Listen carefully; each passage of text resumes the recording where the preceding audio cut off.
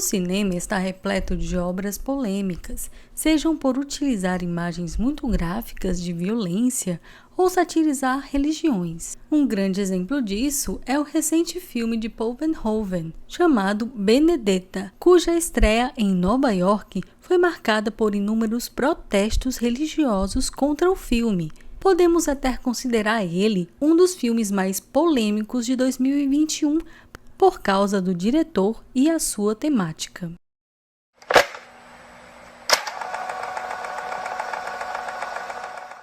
Antes de começar o vídeo, gostaria de compartilhar que apenas 12,8% das pessoas que assistem os nossos vídeos são inscritos no canal, o que é muito pouco.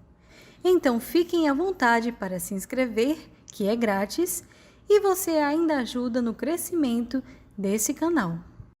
Benedetta tem como base o livro Atos Impuros, de Judith C. Brown, que em uma pesquisa em arquivos eclesiásticos encontrou por acaso uma pasta sem nome que se tratava do julgamento de uma freira católica do século XVII.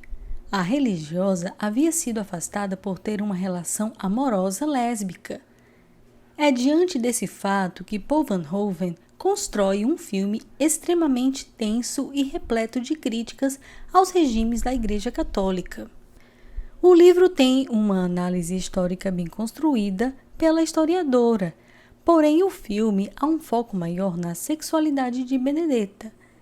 É dessa forma que a sátira surge como uma base de múltiplas possibilidades e imprevisibilidades.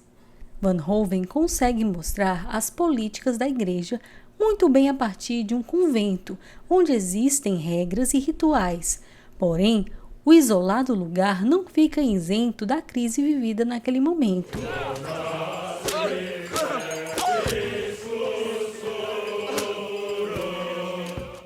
Acompanhamos Benedetta em sua rotineira prática religiosa no convento até a chegada de Bartolomena, uma jovem moça cuja violência sofrida por parte do pai e dos irmãos faz com que ela busque ajuda junto às freiras.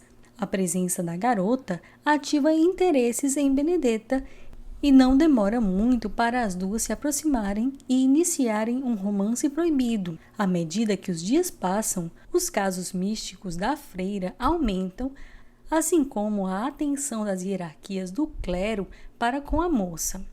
Tudo se complica ainda mais quando a protagonista começa a relatar a sua capacidade de falar com Jesus. A religiosa começa a gerar uma dupla impressão, uma vez que para alguns ela passa a ser vista como uma profetisa e para outros uma desajustada. Essa é a grande dúvida que o próprio Verhoeven não tem interesse de responder.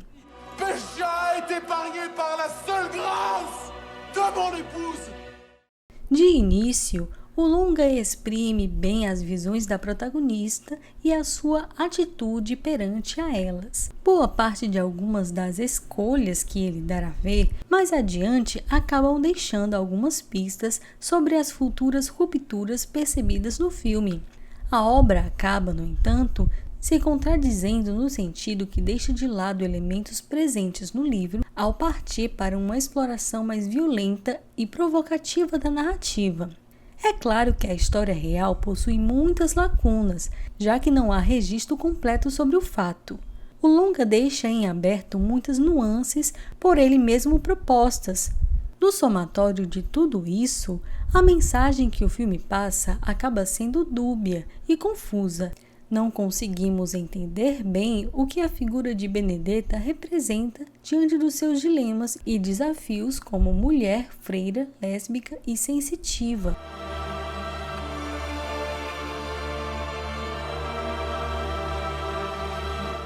Ao invés de desenvolver melhor essa protagonista, a direção apenas a coloca em um lugar superficial.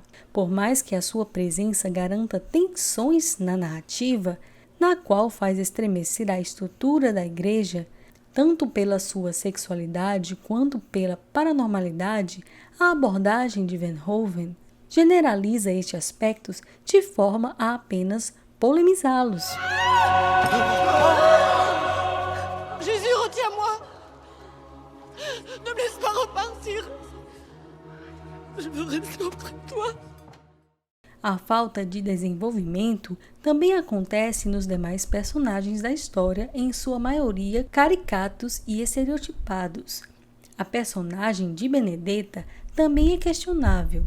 De início, temos uma imagem de uma jovem ingênua, bondosa, cuja fé inabalável nos dogmas da igreja ela segue irredutivelmente. Ela parece compactuar com os mesmos comportamentos dos seus superiores, sendo agressiva e manipuladora no trato com as pessoas ao seu redor. Sem falar que há um certo olhar fetichista para com a imagem das mulheres. Começando pela escolha das atrizes, da protagonista e a sua amante, que são torneadas magras e de corpos depilados, algo que não condiz com o padrão dos corpos do contexto histórico representado pelo filme. Sim, são detalhes estilísticos, mas que chamam a atenção principalmente quando temos na tela a construção fora do discurso que deseja ser tematicamente colocado. Je pense à toi.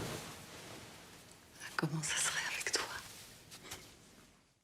O uso de artifícios do gênero de horror também compreendem um certo ruído no filme, assim como a trilha sonora, que acaba apelando para uma certa indução daquilo que o espectador possa vir a sentir na experiência com a obra. Aliado a isso, notamos que na metade do filme há um total abandono da abordagem simbólica e a tensão entre a fé e a razão no início, prevalecendo uma ideia moral clichê, deixando de lado a proposta da jornada da personagem, cujo tratamento passa a ser abordado de modo banal.